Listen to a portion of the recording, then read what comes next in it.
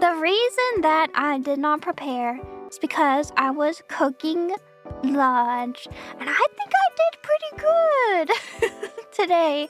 I made Tantanmen, and it was my first time making Tantanmen. Tantanmen is my favorite kind of ramen, and ramen is my favorite Japanese food, although Japanese people will tell you that it's not Japanese, it's Chinese. So maybe it's my favorite Chinese food, but regardless, I love ramen, and I especially love Tantanmen. Yeah, ramen at home, right? I thought it would be impossible, but I made it, and it was actually surprisingly easy to make.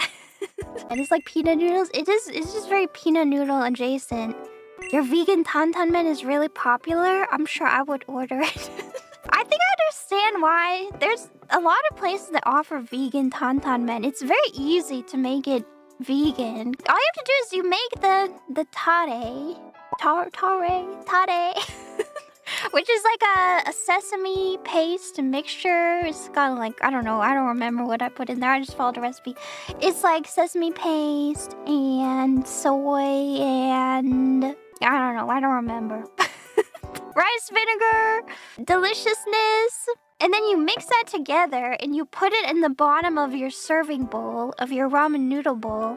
And then you make the broth is soy milk and chicken stock. I use veggie chicken stock in equal parts. And then you just bring it to a simmer, not a boil. And then you pour it on top of your tare.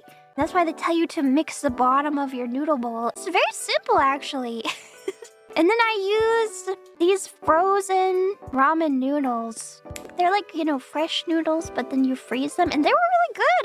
I didn't know they existed until this moment where I tried them, and they were very good.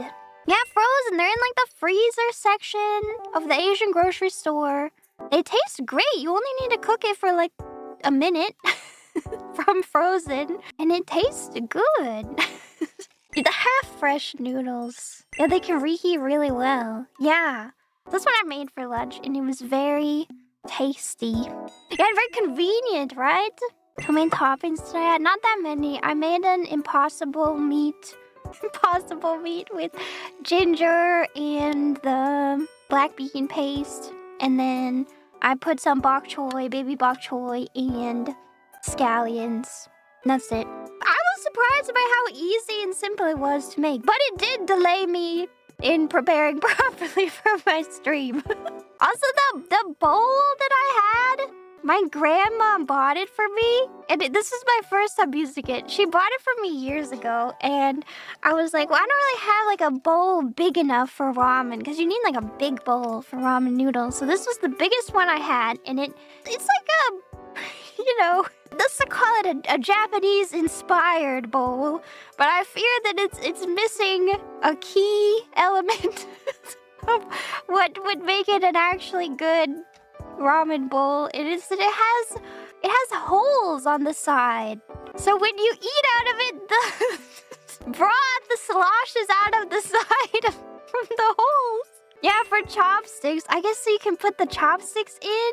I don't know. I've never seen that in Japan. I fear that that's not authentic and possibly unnecessary. It's a Vietnamese style bowl, is it? I feel like it's not big enough for like pho either. Yeah, it limits how much liquid you can put in, and when I have like pho or ramen, I want like a lot. I want a lot of broth.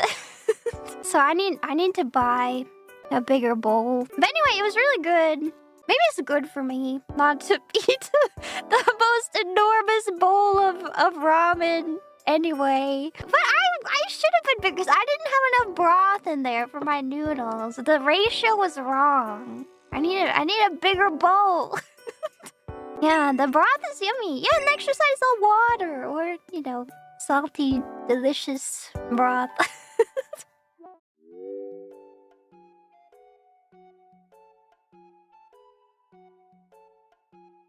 Look over there. It's Gengars! I can't evict them.